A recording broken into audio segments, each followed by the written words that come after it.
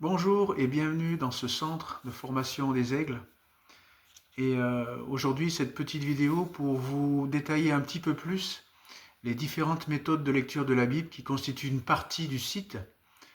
Et simplement pour vous dire que le Seigneur m'avait montré qu'il y a différentes méthodes de lecture pour lire la Bible entière, ou la Bible entière, ou des passages de la Bible en fonction des objectifs qu'on recherche. Et par exemple, donc pour pouvoir vous expliquer les différentes méthodes de lecture, il a fallu que je puisse mettre des codes aux différents livres de la parole de Dieu. Par exemple quand on regarde le Pentateuque est constitué des 5 livres de la loi. Et ben j'ai nommé le Pentateuque, je l'ai identifié comme le chiffre numéro 1. Par contre, les livres qui incluent ou qui composent le Pentateuque, Genèse, Exode, Lévitique, Nombre, Deutéronome, je les ai notés petit a, petit b, petit c, petit d, petit e. C'est-à-dire que quand je regarde le Pentateuque, je vais dire un a, un b, un c, un d, un e en fonction du livre que je vais lire.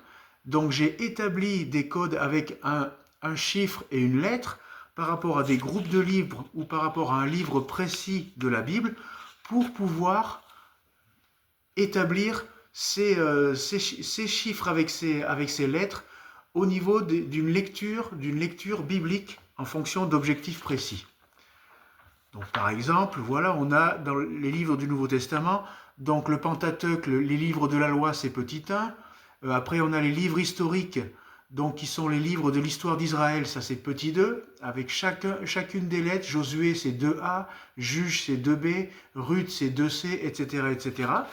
Après, on a les livres poétiques ou les livres de louanges et de prières, donc ça c'est le chiffre 3 par exemple, dans le codage que j'ai fait. Après, on a des livres prophétiques et eschatologiques qui sont le chiffre 4, comme Ésaïe, Jérémie, donc Ésaïe c'est 4a, Jérémie c'est 4b, etc., etc. Après, on passe aux livres du Nouveau Testament avec les évangiles qui sont les livres historiques ou du salut en Christ, donc ça c'est le chiffre 5, avec l'évangile de Matthieu 5a, évangile de Marc 5b, évangile de Luc 5c, évangile de Jean 5d par exemple. Au niveau des livres historiques du Nouveau Testament, on a un seul livre, les Actes des Apôtres, c'est le 6a. Au niveau des épîtres, qui sont des livres d'exhortation et d'enseignement, ça c'est le chiffre 7, avec tous les épîtres, avec donc épître aux Romains, 7a, etc., etc. Puis après, on arrive bien sûr à la fin au livre prophétique eschatologique, le seul livre c'est 8a, c'est l'Apocalypse. Donc à travers ces codes, j'ai établi une méthode de lecture pour pouvoir placer tous ces livres selon l'objectif de la méthode de lecture que j'ai décidé. Donc il y a différentes méthodes de lecture. J'ai créé une méthode de lecture par rapport déjà aux personnages bibliques. Aux personnages bibliques, par exemple, on a par exemple l'histoire de la création du monde et de l'homme et de la chute. Donc on a différents livres qui traitent de ce sujet-là. On a un autre sujet tel que par exemple l'histoire de la décadence morale du monde. Une autre partie, on a l'histoire du déluge et de la tour de Babel. On a aussi une quatrième partie, histoire de la vie des patriarches. Donc on a les livres qui composent donc au niveau de la lecture la vie des patriarches. En cinquième partie, on a l'histoire de la vie de Joseph et de Moïse.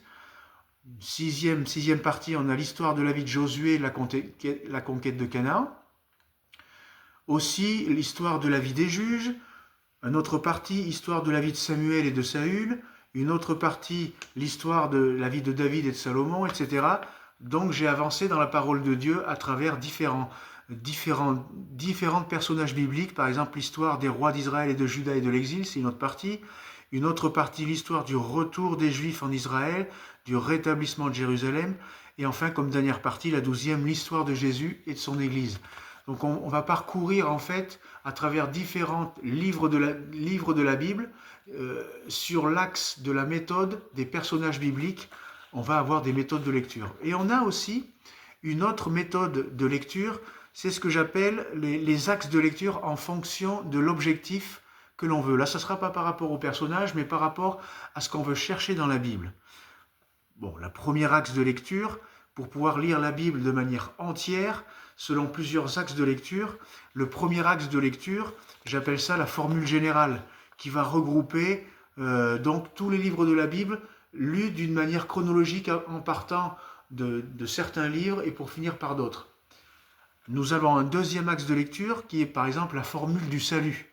Nous allons lire donc au travers de la formule du salut, nous allons lire certains livres en premier, par exemple les évangiles, puis après d'autres.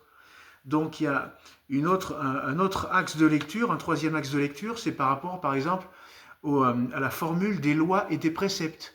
Là, par rapport aux lois, aux préceptes, on va lire dans une priorité, on va lire quoi? On va lire dans le livre du Pentateuque, les Lévitiques, Nombres, etc. Voilà, en priorité. Après, un autre axe de lecture, une quatrième partie, c'est plus une formule historique. Si j'ai envie de voir plus les livres historiques, je vais regarder certains livres historiques en premier. Après, une cinquième formule, c'est une formule d'enseignement. Si on veut aller voir dans les enseignements, on va voir certains livres d'enseignement dans la parole de Dieu. Sixième partie, une sixième axe de lecture, une formule prophétique. Là, je vais regarder par exemple les livres prophétiques de l'Ancien Testament et ceux du Nouveau en premier dans la parole de Dieu. Et une dernière partie, la septième partie, par exemple, c'est un axe de lecture lié par rapport aux louanges et aux prières. Donc là, on va voir directement au niveau des psaumes. On pourrait aussi avoir une méthode de lecture par rapport à un axe au niveau de la sagesse de Dieu. Et là, on irait voir les proverbes de Salomon, on irait voir l'Ecclésiaste, etc. Donc voilà, il y a différentes manières de voir la parole de Dieu, différentes méthodes de lecture pour lire tous les livres de la Bible en commençant par les priorités de l'objectif que l'on veut. Voilà un petit peu, c'est ça que je voulais vous expliquer, simplement dans cette partie des méthodes de lecture de la parole de Dieu, qui constitue une partie de ce site, donc du Centre de formation des Aigles. Je vous remercie de m'avoir écouté et on continue avec d'autres vidéos. À plus tard, au revoir.